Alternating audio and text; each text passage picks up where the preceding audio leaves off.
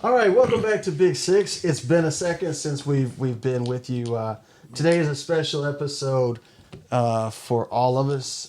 It culminates from one of the most difficult years of my life and one of the most difficult days, August 18th, 2022. Never in a million years would I have envisioned or imagined myself attempting suicide and battling mental health. A lot of people said, are you comfortable talking about it? Well, I'll tell you what, I'm not ashamed because I've got a testimony. God's got a testimony. And look, a shameless plug. The result was therapy for me. I'll show it this way, called The Otherside Of Hurt, where I go into detail about some of the events that push me to a place where I don't want anyone to ever have to go. What I would say is that out of that experience, I've renewed my faith. I've renewed my commitment to not caring about the things I cared about before, not being afraid to share what's on my mind, and recognize that in this book, hopeless pain is what I described as the feeling that I had. And now I know how to battle hopeless pain, and that's through faith. That's through recognizing the signs before they take over.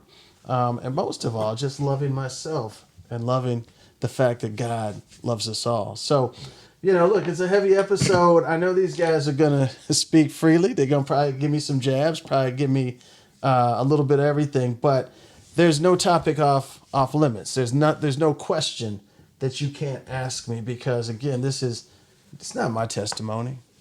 This is God's testimony. So with that, we're going to play some bones. We're going to lighten the mood a little bit, and we're going to get this thing cranked up. So let me go ahead and get started then. I'm sitting back here by design. Y'all go ahead on and play dominoes. I do want to sit at the table because I think the sensitivity of what was brought out is definitely something that we as a race of people need to be cognizant of. But I think this episode for me more is like some gumbo. Because there's a whole lot of sound bites and things that I think we can pick up upon based upon previous episodes. One that stands out for me to kick it off is that we talked about why don't, black men go to the doctor. And I took that as an opportunity to say I don't go because of the copay, right? And I recall very succinctly, this man right there sitting up in there throwing jabs and wanting to ridicule me because I didn't go to the doctor and things of that nature. And yet, already knowing that this young man had tried to attempt suicide and had been in a whole medical psych ward, but yet, in fact, we wanted to talk about that. So I think the first order of business, Dan, on that is we talking about why don't we go to the doctor. Just share with us your reluctance to seek help. Well, you know what? I think the honest answer is you don't know you need help until it's too late. I mean, in hindsight, I was basically, I could do all the right things in public. I was battling myself internally with, it's easy for me to make the world smile, but inside I hated myself. I mean, and that's not a good place to be. And I wasn't honest with myself. So, did I know I needed to go to the doctor? Yeah, I probably did. But the reality was I wasn't willing to accept what I was battling because I was still trying to put up walls. I was still trying to, protect, quote unquote, protect my brand in my mind. And I didn't have a brand. I had a family that loved me. And I should have definitely taken advantage of seeking medical help. I'm gonna go back to the that day, right? So we're 10.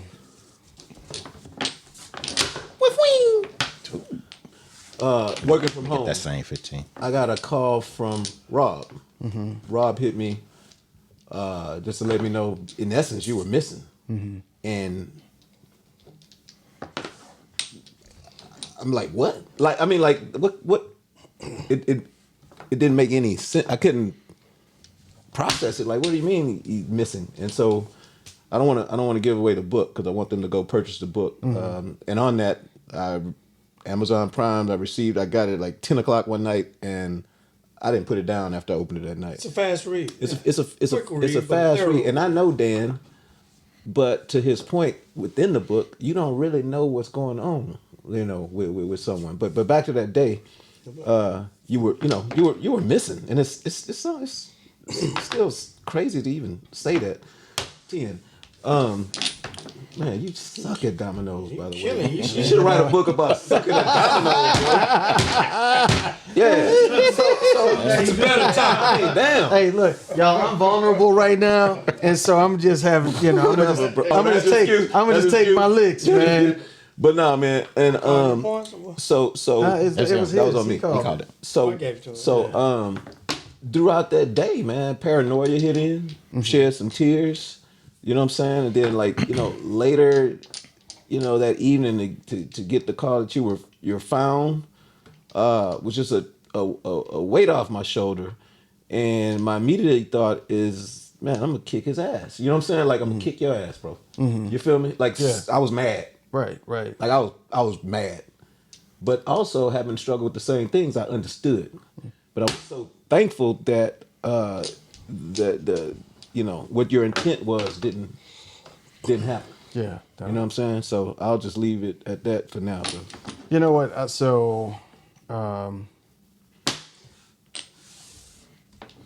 That day, actually, it started that night, or it really started that morning. I'm talking to Robert Bland on the phone, and man, and he may not even remember, but we're having just a regular conversation. I'm optimistic because, and I don't want to mention the company, but I had been told I was going to be okay, and so I'd been told I was going to be okay. I had to fire all my employees.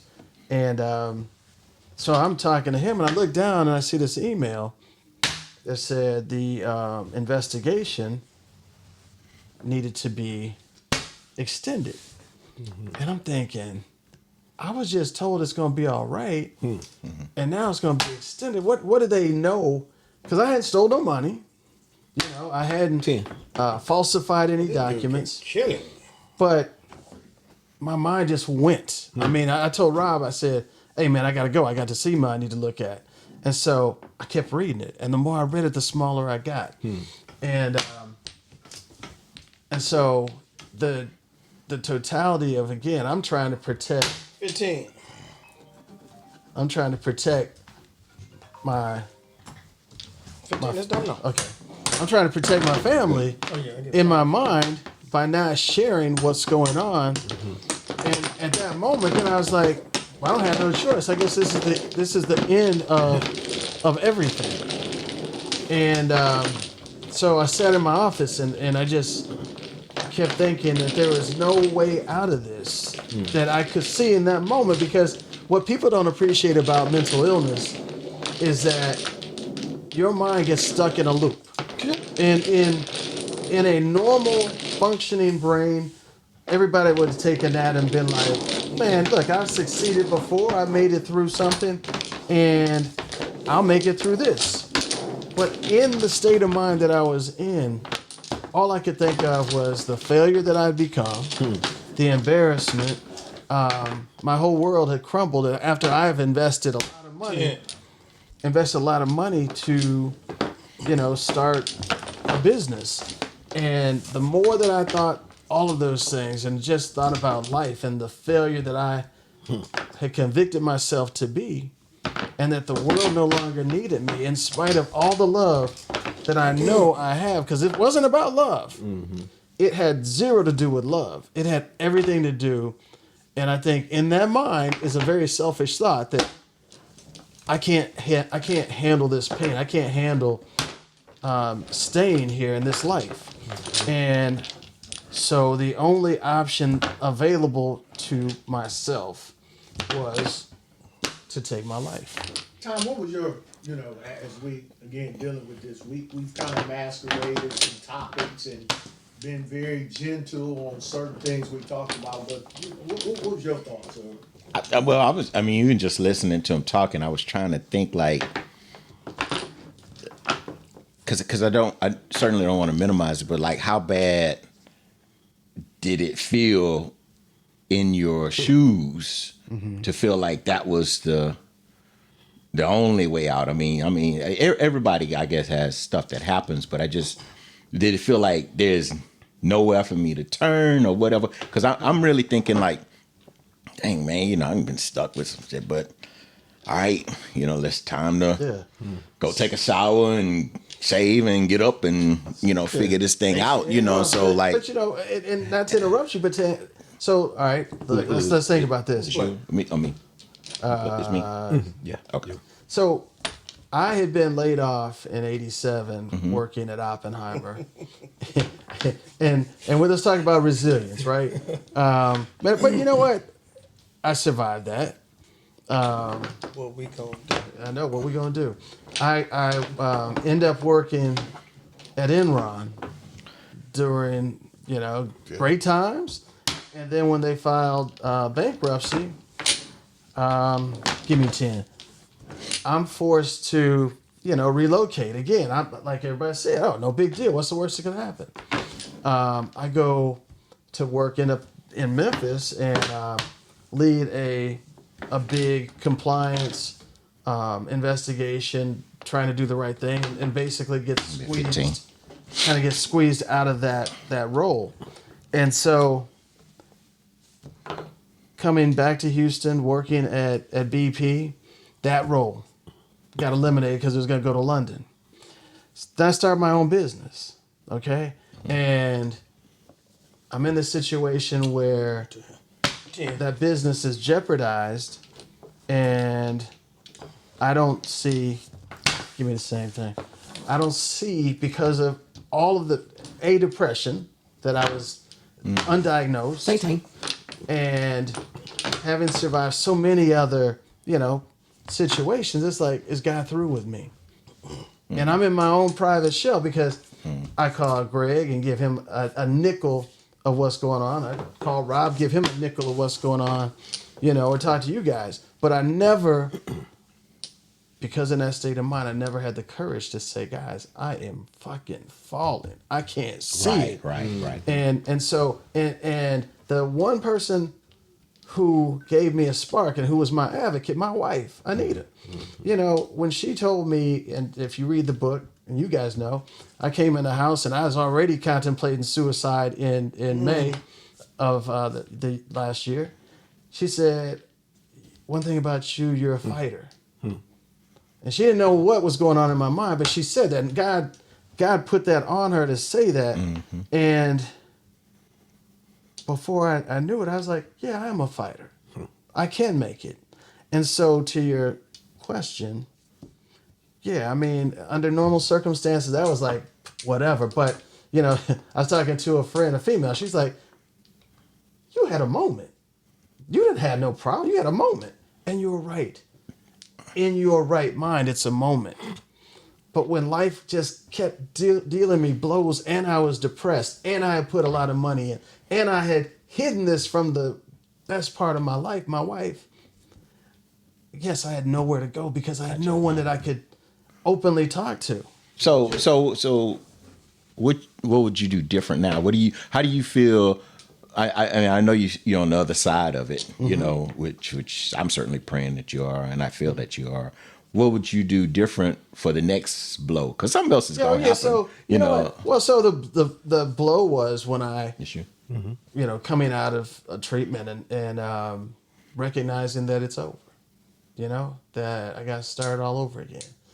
And so what I did was be honest with myself. Can I ask you a question? I don't mean to stop you. When you say you had to start all over again, you had to recognize, are you talking about your life or are you talking about your business? Because it seemed to me that your business is what took you over the top or over the cliff, so to speak. So I'm just asking the question. Yeah. You say starting over, which is it, or is it both? Is it a culmination, a compilation of both things? What is it? So starting life over, because I never felt like I was free. I never felt like I was just okay. 15. 15? I never felt like I was okay. I never felt, no matter how many times we sit around this Can table, you stop him? Can you do something? Go ahead. I'm sorry. no matter how many times we sit around this table, I'm a, you know, I look at you, I was, man, that cat's successful. He ain't got no, you know. I know, but I know, right. You know, I look at Greg, man, the most resilient cat. You know, I look at Johnny, man, you know, and you Handsome. know, I don't know, and Rob, you Help me know, and But, because I was so self-loathing, I probably would say is the best way I could describe it. Man, it was just very difficult time, man. I mean, there was nothing that I could have said or done in that spirit. But what I will say as I sit here today is that I still go back to your question, honesty, recognizing, you know, that things happen. I'm in a different place, so it's a different life. You know, look, the business is the business, and I think one of the things I learned is that doesn't define me. You know, writing this book was incredibly therapeutic, not because of any potential that it might have, but because I really believe in my heart that this book can help somebody. Absolutely. yeah. Because, you know, What? Go ahead. That was when you hear from Play. yours. Playing dominoes or what? man, I'm playing Shut that. up, we're Rob. playing bones, man. You're on the sideline. I mean, I'm trying to. But when you No. but when you know, when you hear the words that people are saying, like Johnny said, he was angry, he was mad at me for what I did. You know, that all those things made a difference. But I'm gonna tell you what really got me to the other side. So obviously I take medication, I've been through treatment. But what got me to the other side and made me say unequivocally, I wanted to live was when I saw the hurt in my daughter's eyes. That by itself was enough to shake me out of, because I'll be honest, when I heard a voice in that hospital room and I'm realizing I'm alive, honestly, I said renal failure is going to kick in and I'm going to be gone. I had no intentions. Whatever whatever you say, a doctor, okay, but I'm going to be out of here because renal failure is going to kick in. I hear Anita's voice. That's the first blow that shakes me. But when I saw Lauren and the hurt, I said, what did I do to myself? That's for G. Come on, man. Well, a couple of things, man. First thing, just to piggyback on the point that you just made about your daughter. When we went to your office, I get a call about 3:30, 4 in the morning from Rob. I get up, go to your office by the Galleria, man. I'm sitting there, and the letter is there. And when we find the letter, they had just found the letter, and I said to everyone in that office, I said, he didn't do this.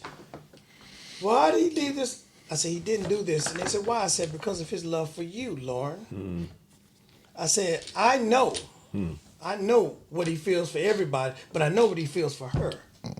And I said to myself, and I'm praying the whole time he didn't do this, but I'm trying to console her. But I felt strongly that he would not do this because of his love for Lauren. Now, on the other side of that,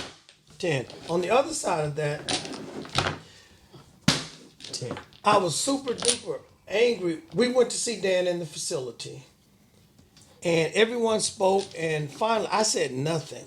And the whole time, and finally Dan said, well, G, what's up, you know?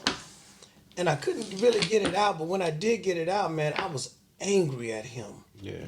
I was so hurt by him. He said it in that moment, and I get it because I'm in the medical field.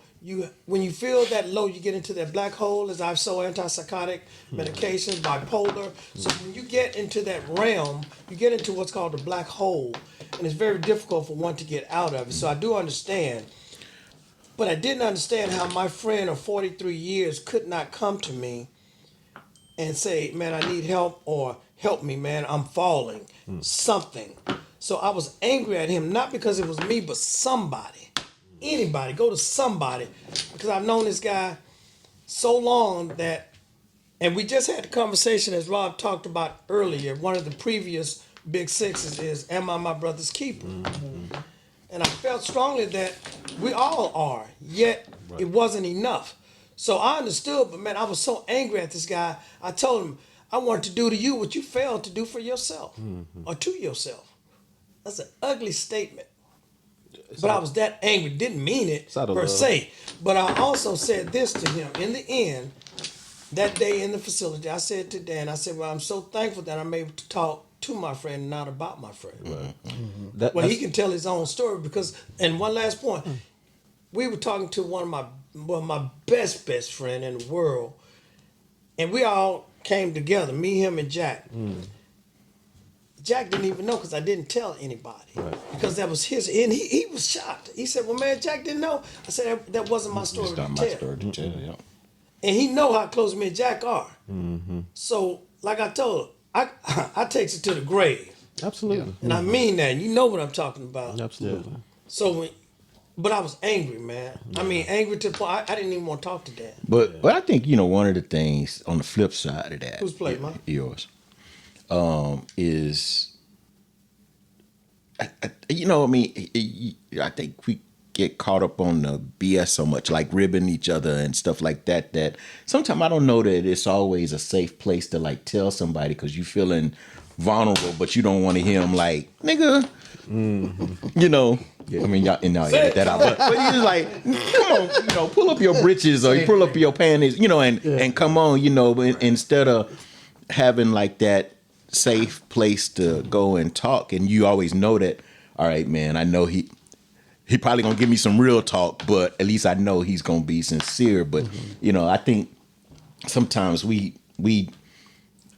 I think people might be fearful. Even sometimes I think our kids might be fearful. Like, okay, Dad's gone. That's important. Gone. That's a good point. Yeah. But I think He gonna rip me a new one when the main thing Dad's gonna do is try to love you and give you some good sage advice. that's the thing. I think we internalize so much to the point where it's detrimental. Yeah. Listen, when you internalize and you have issues, man, and we all do, and I've had them. I've been so low. I mean, I couldn't even see what was low. Yeah. You know what I'm saying? I've been there, but here's one of the rationalizations that I came to, realizations that I came to after, a little bit after this thing had kind of subsided was, I've had some of those same feelings. Man. Now hold on, I've had some of those same feelings. Now, did it manifest itself in the way that I thought it was insurmountable? No. But when you are so low and you got so many problems, or so you think. And they seem insurmountable, man. I just didn't take it as far as he did, but I came to the realization I've had some of those same thoughts in my low moments, Yes. and in my quiet moments by myself. And did I talk to anybody? I did not. Right. Go ahead. Yeah, real quick. So after it subsided a little bit, and when I say that, I mean literally later that day, I hit Rob up, and obviously you would need some counseling and help, and I just hit Rob, say, bro, like I'm sure you've been holding some things in that Dan has shared with you. That's a burden. So you need a release because you're holding all of this stuff in and you're concerned about your homeboy and blah, blah, blah. You want to be Superman. Bro, you need some help. You feel me? Because that's a lot, man. And that's a lot to put on somebody. So that's the other thing, right? So you low, man, Rob got a family and he got to take care of his beautiful little girls. I don't want to Put that on You somebody feel me? else. So it's not easy either way it go, but let me jump in on that. And again, man, y'all gotta get the book. You gotta get the book. I got it. Those that are watching us gotta read it. At the end you of didn't it, skip me? it No, it's provides three. You got the three? opportunity Yeah. Yeah, Dan just for us to give. There's some letters that are written, and didn't get all deep, but one of the things that is captured in that, and on top Let me of get what that you 20 said, right there. and on top of what everybody else said, I'm with Tom, and I gotta be honest, man, my prayers to God is that, I never get into a situation where I lose my mind. And the reason I say that is because I'm not dealing with, that's not my ailment today, right? So I don't want to be so insensitive to those that are dealing with it. In my right mind and where I'm at today, I can't understand it. Because, the question that you asked that, I came here with nothing. Material substance really to me. So I done been to a point in my life where I ain't had 2 wooden nickels to rub together to make sparks to it. So if I lose it all, I am still good, right? And that's where I'm at, my mentality right now. And that's the only thing I can speak to is that what am I talking about that is so insurmountable that I can't make it? So that's where my bias is. And I don't want to be in a position that those that don't have that same resolute that I have today. But that's where I was at. I said, Tom, to your point, we had just finished an episode on Am I My Brother's Keeper? I take that to truth, man. Any and all of y'all that if you in my circle, I don't care what it is. For sure. We can talk, you can do anything with it. I don't believe there's nothing. Big money. You know what I'm saying? So from that point, Johnny, that I'm holding it, 25. and I'm like, man, come on, this ain't how we talked about.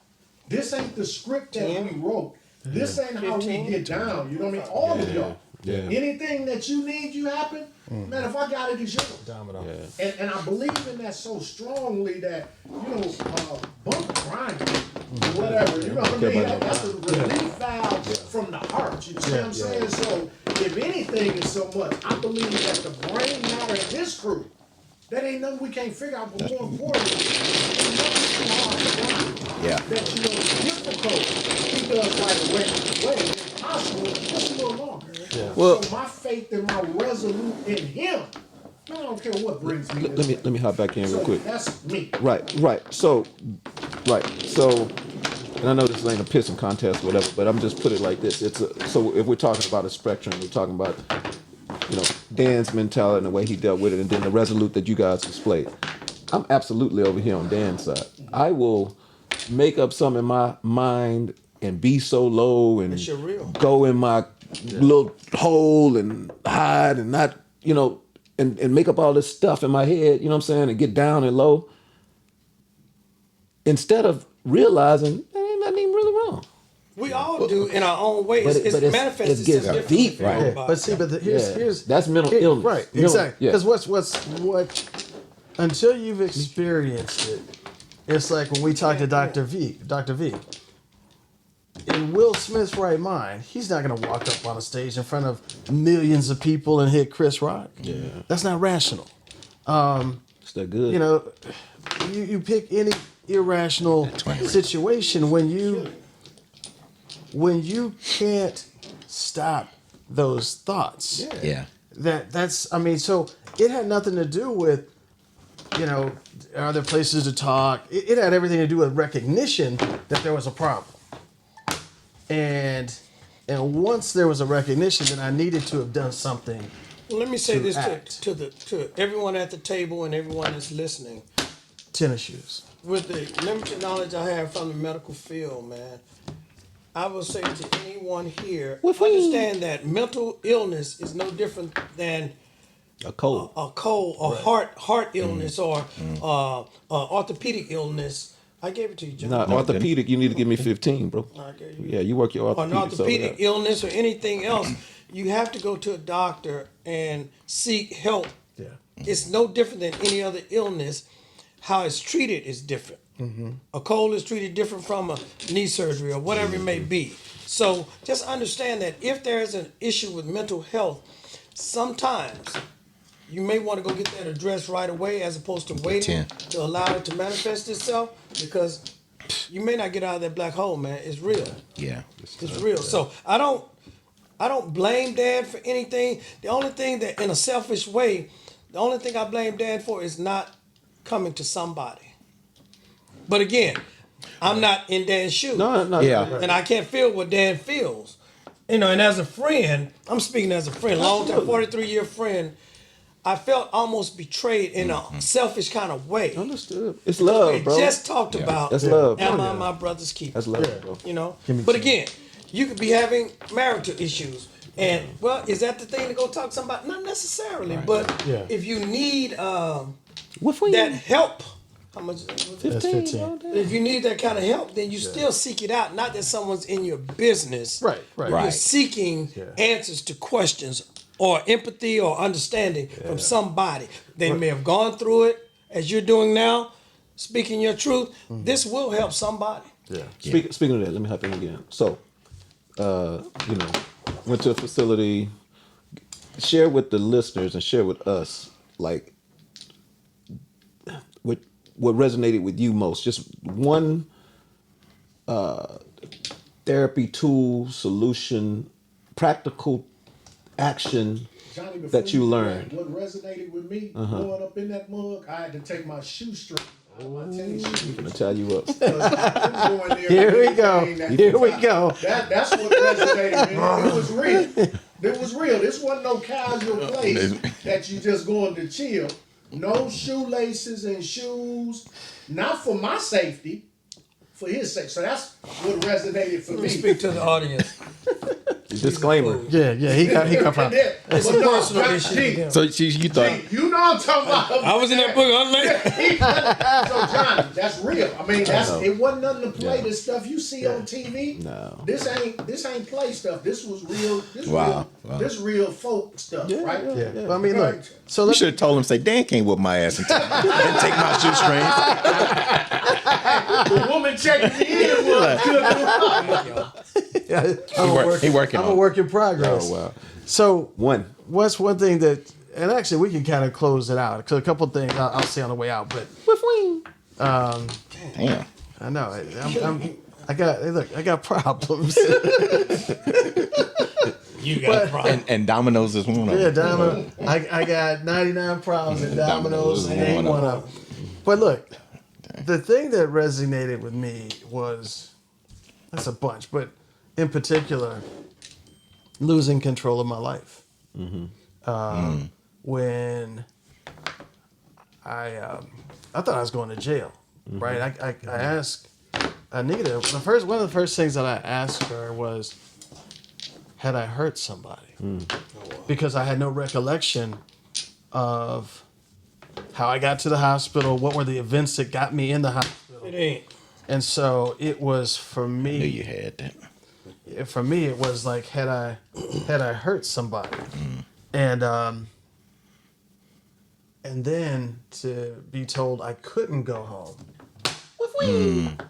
When I was told I couldn't go home, and that Smoking. if I didn't agree to their course of treatment, that they were gonna basically declare me incompetent, Oh wow.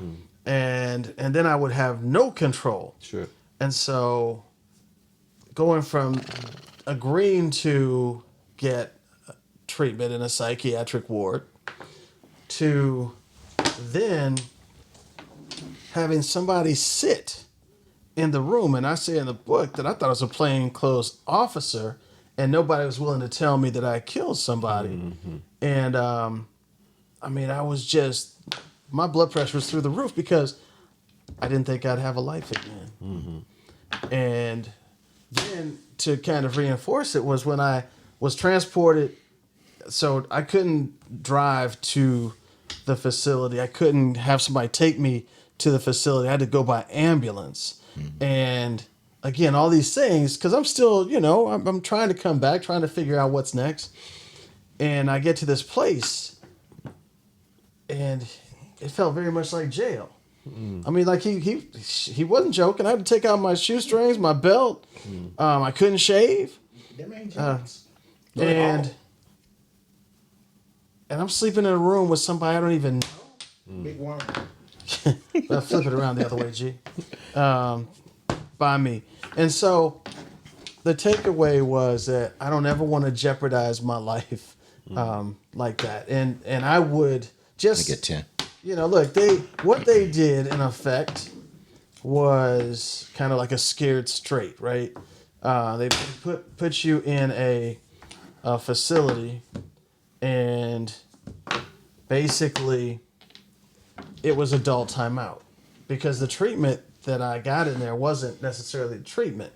The treatment that I got in there was finding God, reading. Obviously, I had to take some meds that helped with the ruminating thoughts. But definitely, it would be, I don't ever want to feel like I'm out of, my life is not in my control. Last word. tell us how you. I got one before Okay. after that. Go So ahead. why don't we do it like this? Everybody go around, Okay. get one more question or comment to Yeah. Dan, and we'll be able to wrap this thing up like that. You mind if I go? No, go ahead. Smurf. Thank you.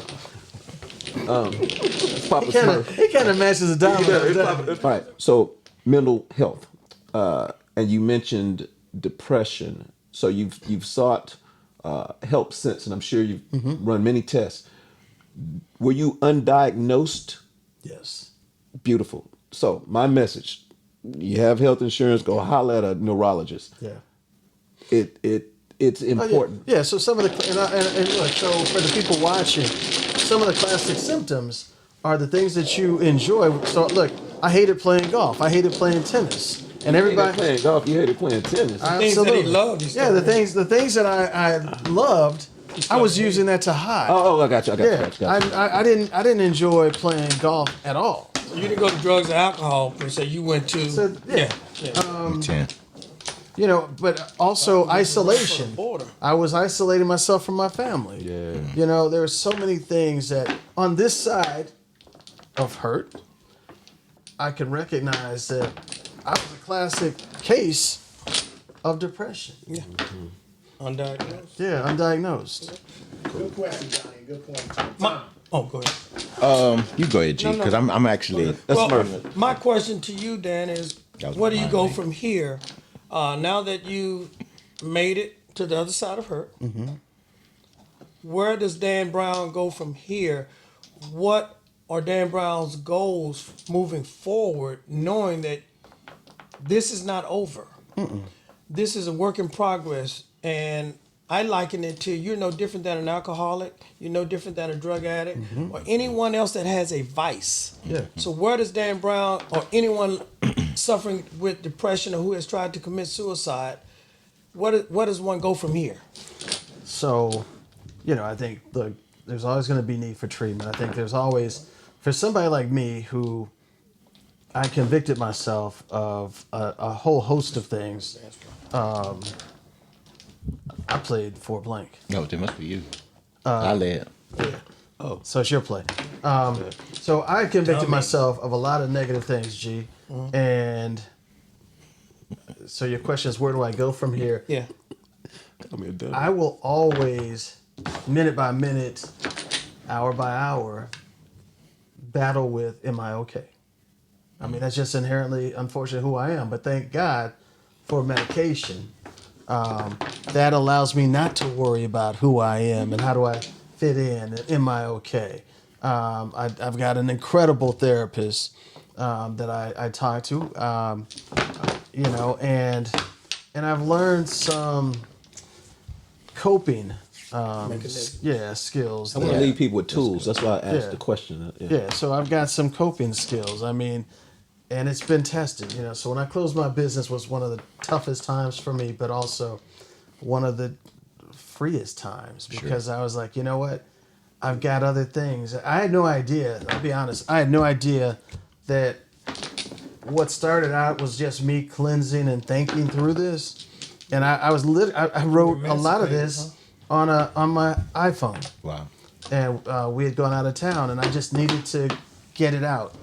And then I had made a commitment in that facility that, because again, my faith had wavered, but my faith was so strong that God saved my life, that I was going to dedicate every day after that to serving God.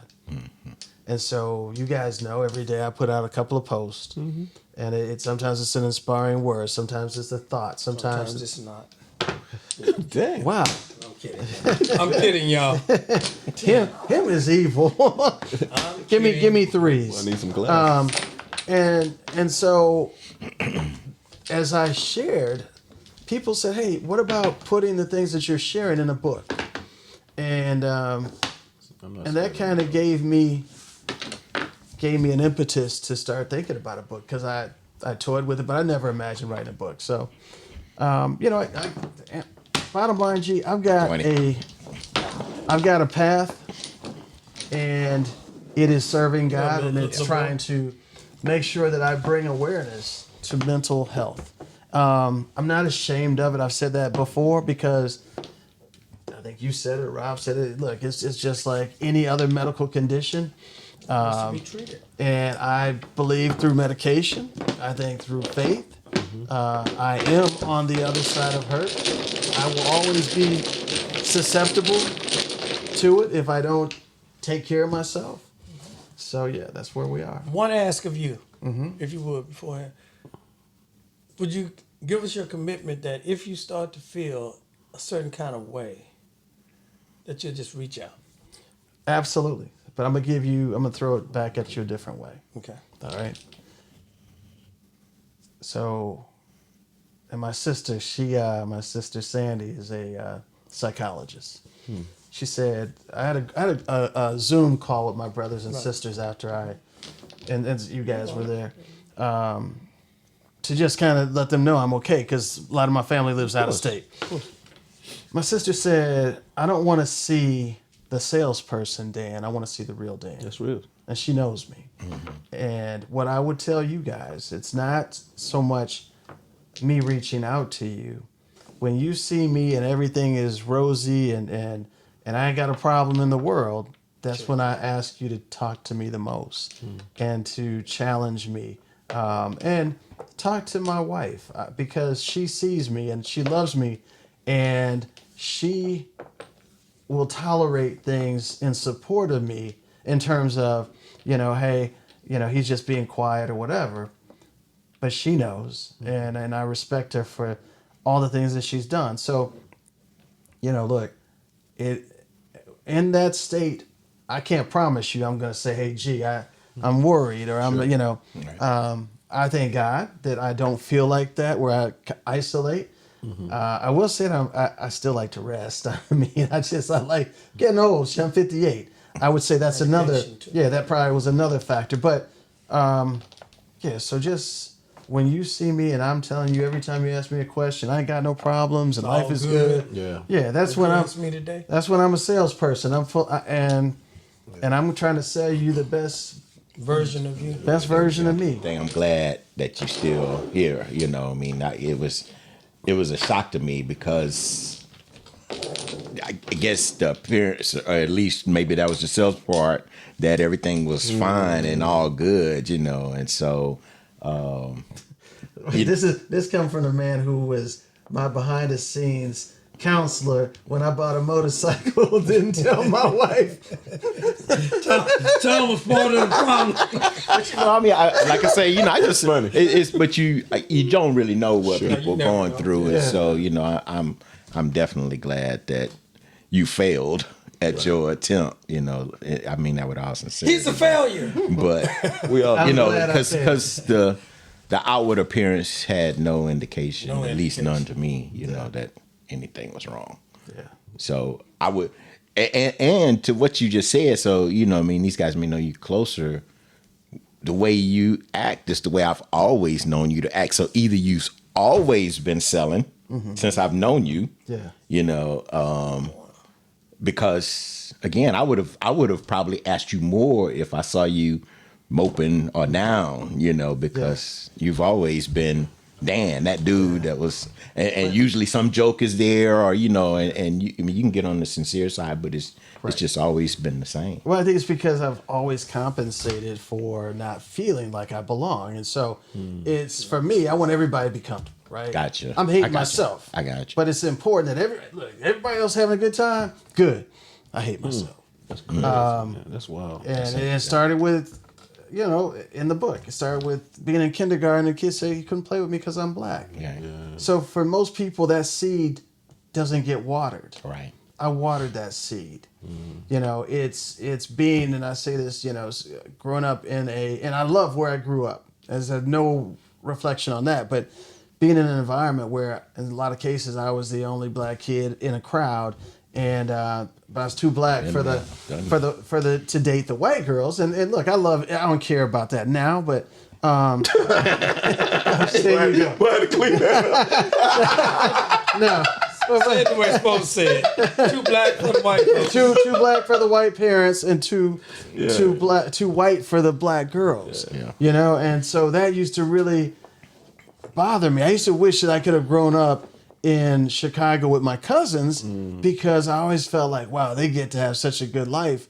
And here I am, I'm out here, nobody to love me. So, yeah. Let me give where I'm at, and we'll allow Dan to close it out and give his plug. Is that, Tom, to your point, that you see Dan as everything is good. I think the balancing act, and G and I kind of go through this, is that to thyself be true, right? Mm-hmm. And what I share with Dan, I'm not going to treat him any differently as this illness. It's up to him to make sure he seeks the necessary help.